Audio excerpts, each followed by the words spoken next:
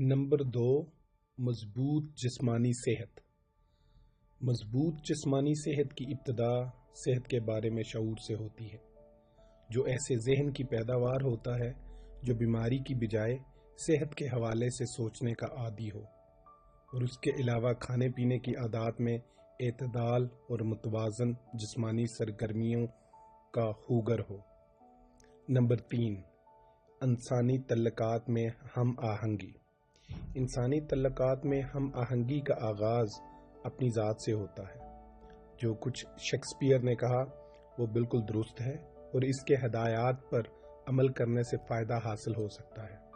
अपनी ज़ात के साथ मुखलिस और सच्चे हो जाएं तो जिस तरह रात के बाद दिन आता है उसी तरह आप किसी के साथ दगा और फरेब नहीं कर सकेंगे। नंबर 4, खौफ से आज़ादी। हर वो आदमी जो किसी भी चीज़ से खौफ ज़दा है आज़ाद आदमी नहीं कहला सकता। खौफ तबाही और बर्बादी का नकीब है, लिहाजा ज़रूरी है कि ये जहाँ भी जन्म ले इसे पूरी तरह फलने फूलने से पहले ही ख़त्म कर दिया जाए। 7 बुनियादी खौफ हैं जो आम तौर पर इंसानी जहन में जन्म लेते हैं और ये 7 इनमें से पहले गुर्बत का खौफ, दूसरा तनकीद का खौफ, तीसरा खराबी सेहत का खौफ, चौथा मोहब्बत से महरूमी का खौफ, पांचवा आज़ादी से महरूमी का खौफ, छठा बुढ़ापे का खौफ और सातवां मौत का खौफ। नंबर 5, कामयाबी की उम्मीद। इन अशिया के हसूल में जो हम आज तक हासिल नहीं कर सके, कामयाबी की उम्मीद सबसे बड़ी खुशी है जो किसी इंसान को हासिल हो सकती है। वो शख्स नाकाबिले हद तक गरीब होता है जो मुस्तकबिल में इस उम्मीद के साथ नहीं देख सकता कि वो उन अहदाफ को हासिल कर लेगा जो माजी में हासिल नहीं कर सका। नंबर 6, यकीन महकम। यकीन इंसान की शऊरी जहन और अजीम दानिश के लामहदूद अफाकी ज़हीरे को बाहम जोड़ने वाली कड़ी की हैसियत रखता है। यह इंसानी जहन के बाग की वो जरहेज़ मट्टी है जहाँ ज़िंदगी की तमाम तर दौलतें पैदा होती हैं। ये वो दायमी अक्सीर है जो ख्याल की लहरों को तहलीकी कुव्वत और तहरीक बख्शता है। यकीन तमाम नाम नहाद मौजज़ों और बहुत से असरार जिनकी अक्ल और साइंस तशरीह करने से कासिर है की बुनियाद है। यकीन वो रूमानी केमिकल है जिसे जब दुआ के साथ मिला दिया जाता है तो अजीम दानिश के साथ बराह रास्त और फौरी तल्लक मुहैया करता है। यकीन वो कुव्वत है जो ख्यालात की मामूली तवानाइयों को इनकी हम पल्ला रूहानी तवानाइयों में तब्दील कर देती है और ये वाहिद कुव्वत है जिसके ज़रिए अजीम दानिश की आफाकी कुव्वतों को इंसानी तसर्रुफ में लाया जा सकता है। नंबर 7, अपनी खुशबख्ती में दूसरों को शरीक करने पर आमादगी।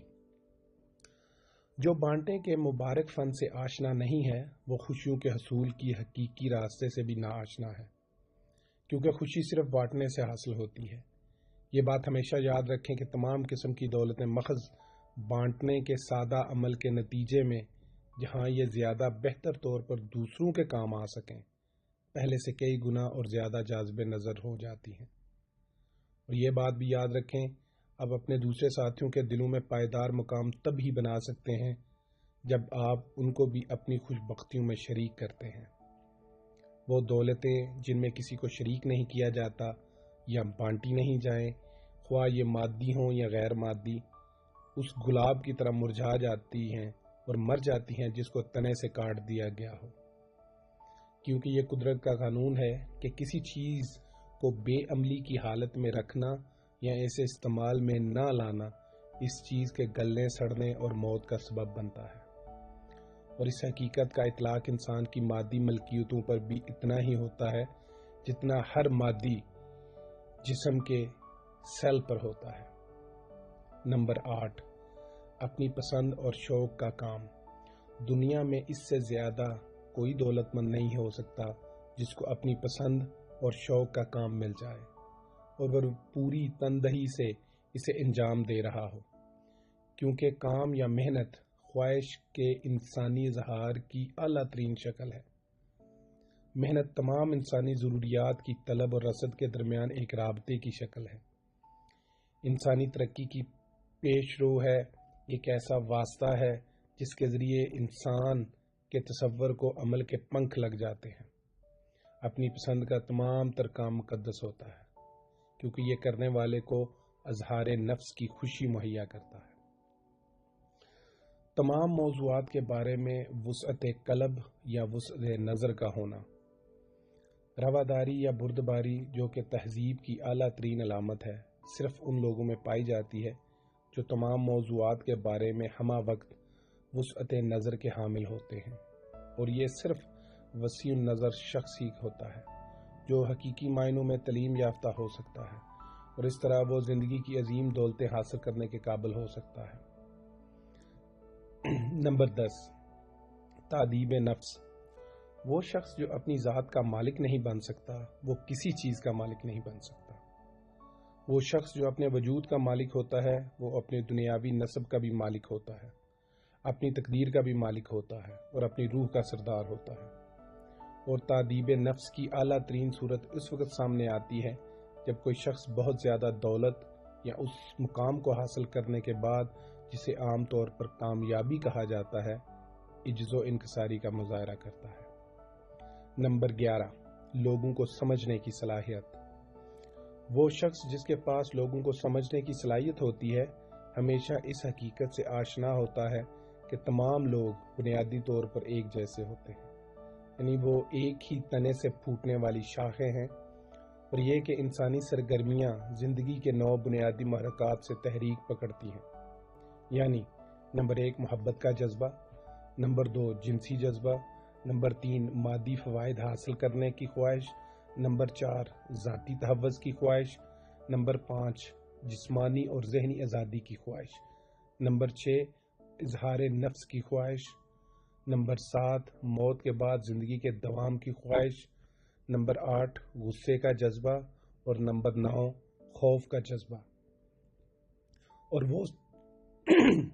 وہ صرف وہ شخص دوسرے لوگوں کو سمجھ سکتا ہے جو پہلے اپنے آپ کو سمجھتا ہے۔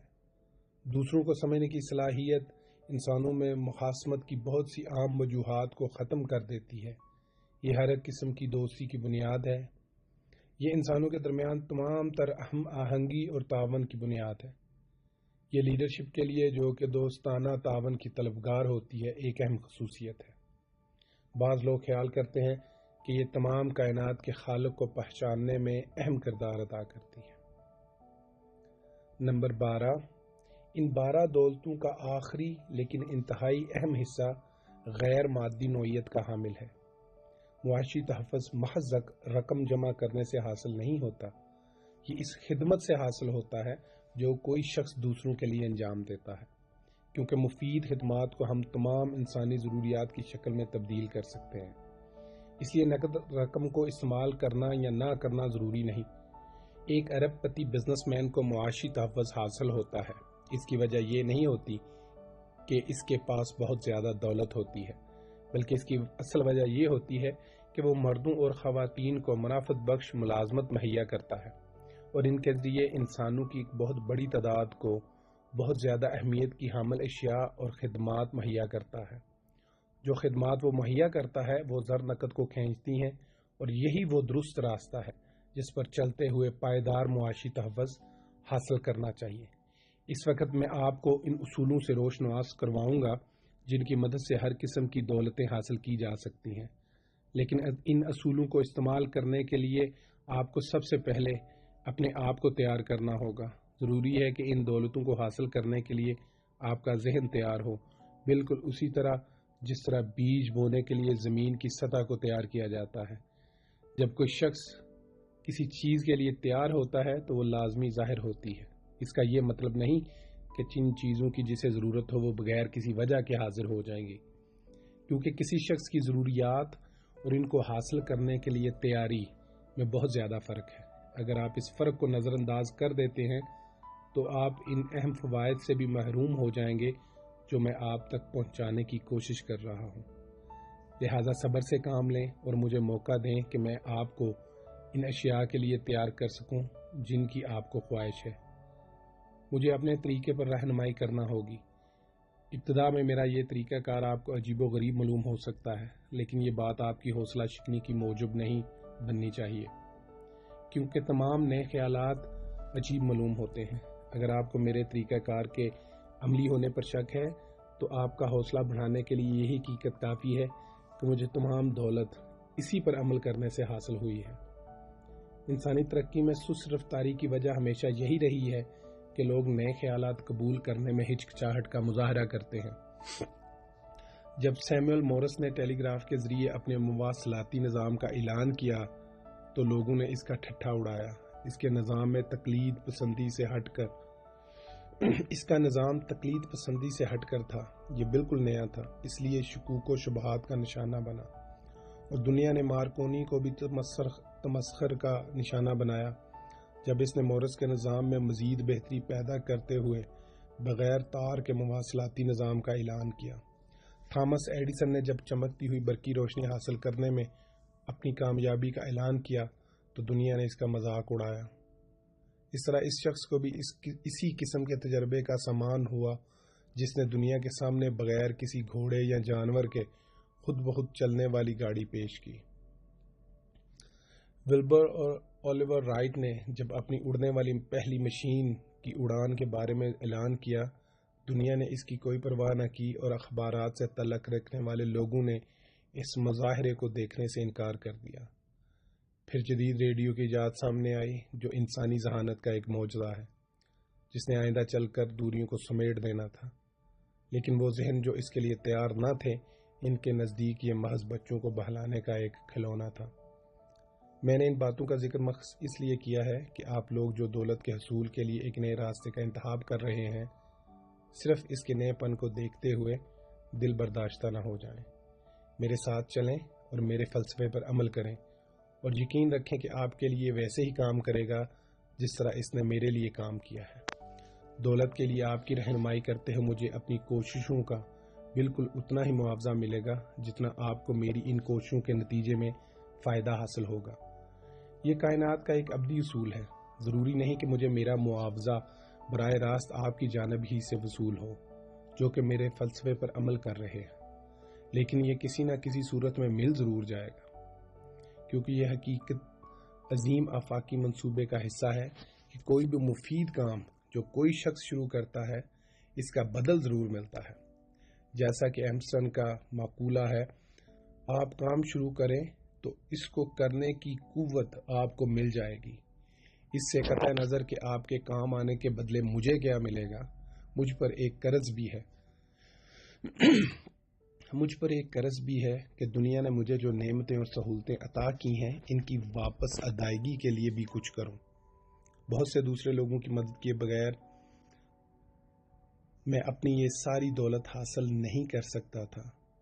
میرا ذاتی مشاہدہ ہے کہ وہ لوگ جنہوں نے پائیدار دولتیں حاصل کی ہیں، انہوں نے عمارت کی سیڑھی پر چڑھتے ہوئے اپنے دونوں ہاتھ پھیلائے ہوتے ہیں۔ ایک اوپر کی جانب ان لوگوں کی مدد حاصل کرنے کے لیے پھیلایا ہوتا ہے جو چوٹی پر پہنچ چکے ہیں، اور ایک نیچے کی جانب ان لوگوں کو سہارا دینے کے لیے پھیلایا ہوتا ہے جو ابھی اوپر چڑھ رہے ہیں۔ میں آپ کو بھی جو دولت کے حصول کے راستے پر گامزن ہیں یہ نصیحت کروں گا کہ دینے اور لینے کے لیے دونوں ہاتھ پھیلا کر آگے بڑھیں، کیونکہ یہ ایک جانی پہچانی حقیقت ہے کہ کوئی بھی شخص پائیدار کامیابی یا پائیدار دولتیں حاصل نہیں کر سکتا اگر وہ اپنی انہی خواہشات کے متلاشی دوسرے افراد کی مدد نہیں کرتا۔ کوئی چیز حاصل کرنے کے لیے پہلے دینا ضروری ہے۔ اور اب جب کہ ہمیں پتہ چل چکا ہے کہ زندگی کی حقیقی دولتیں کیا ہیں، میں آپ کو اگلے مرحلے سے روشناس کراؤں گا جس پر آپ کو لازمی عمل کرنا ہوگا تاکہ آپ اپنے ذہن کو دولت حاصل کرنے کے لیے تیار کر سکیں۔ میں یہ بتا چکا ہوں کہ میں نے اپنی دولت دوسروں کی مدد سے حاصل کی ہے۔ ان میں سے کچھ لوگ ان سب کے لیے جانے پہچانے ہیں جو میری یہ کتاب پڑھ رہے ہیں۔ کچھ اجنبی ہیں جن کے نام آپ نے شاید کبھی بھی نہ سنے ہوں گے۔ ان اجنبیوں میں میرے 8 دوست ایسے ہیں جنہوں نے دولت کو قبول کرنے کے لیے میرے ذہن کی تیاری میں بہت زیادہ کردار ادا کیا۔ میں انہیں 8 شہزادے کہتا ہوں۔ یہ میری جاگتے ہوئے بھی مدد کرتے ہیں اور اس وقت بھی مدد کرتے ہیں جب میں سو رہا ہوتا ہوں۔ اگرچہ ان شہزادوں سے میری آمنے سامنے کبھی بھی ملاقات نہیں ہوئی، جیسا کہ میں دوسرے لوگوں سے ملتا رہا ہوں جنہوں نے میری مدد کی ہے، یہ کھڑے ہو کر میری دولت کی حفاظت کرتے رہے ہیں۔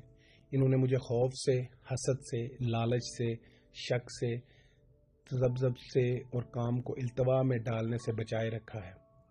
انہوں نے مجھے اپنی ذاتی پیش قدمیوں کا حوصلہ بخشا ہے، میرے تصورات کو متحرک رکھا ہے، ایک واضح متعین مقصد ادا کیا ہے اور اس کے حصول کے لیے یقین کی دولت سے نوازا ہے۔ یہ اصل میں وہ لوگ ہیں جنہوں نے میرے ذہن کو بدلنے میں اہم کردار ادا کیا اور میرے مثبت ذہنی رویے کے معمار ہیں، اور اب میں ان کو آپ کے سپرد کرتا ہوں تاکہ یہ آپ کے لیے بھی ایسی ہی خدمات انجام دے سکیں۔